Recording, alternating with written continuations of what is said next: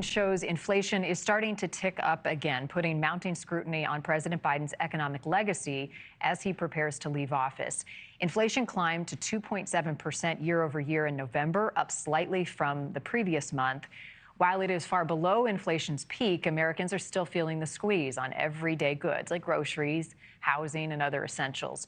Another economic flashpoint, the national debt, has now surpassed $35 trillion, up more than $8 trillion during Biden's term, driven by pandemic relief and landmark spending on infrastructure and clean energy.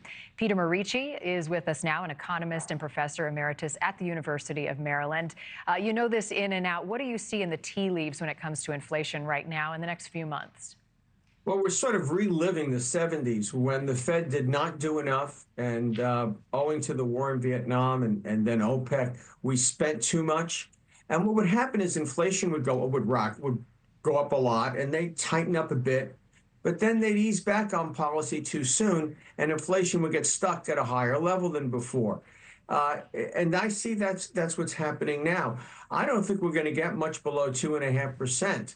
You know, the prices that are domestically determined, things like concert tickets, dry cleaners, cable subscriptions, and so forth, they're moving forward, you know, at about 4.5% a year. Where we've been getting progress has been on cheap Chinese goods because they're in such a fix over there. They're just dumping stuff. That can only go on so long. And how might Trump tariffs impact that equation? Not as much as his critics say. The history, I was chief economist at the United States International Trade Commission. It's the old tariff commission. And their studies seem to show that, you know, about half of the prices, the tariff does get pushed back on the producers.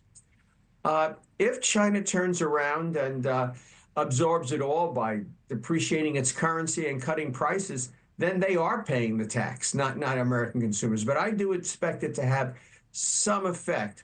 I would expect if he raised the tariff over 3 or 4 years, 20% a year, that it would raise prices about 1 to 1.2% in small amounts each year. So, you know, remember, he raised tariffs a considerable amount in his first term, and the sky did not fall, and they weren't bricks in the foreheads of Democrats. Peter, President Biden defended his administration's major investments in both infrastructure and manufacturing, even as Americans struggled with some high prices. Here's what he said on that.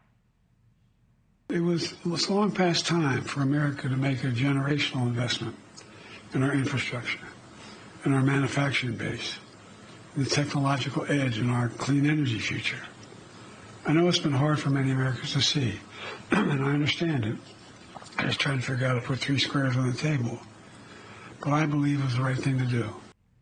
From an economic perspective, were those investments truly worth the short-term economic pain that Americans suffered, or might there have been a better strategy? Well, I think we could have done them more economically. He did put a lot of, you know, woke priorities into these initiatives. And he wasn't as careful as he should have been in picking firms to subsidize. For example, the largest semiconductor subsidy went to Intel. Intel may well break up. It's so uncompetitive. It's starting to remind me of Chrysler before the bankruptcy, at least on its manufacturing side. It still does pretty good chip design. But my feeling is that they weren't discerning enough about who they gave the money to, and they weren't tough enough with foreign firms like the Taiwan Semiconductor Manufacturing Company. You know, they're going to make very advanced chips here, but they're not going to make their most advanced chips. And that's a loss. I think that these were investments that needed to be made, and I was glad to see an initiative in this direction. Some of the green energy investments are very ill-conceived. It's just not quite time yet for some of these technologies. And a lot of it got turned in, for example, in the automobile industry with electric vehicles, it got turned into higher wages as opposed to becoming more competitive.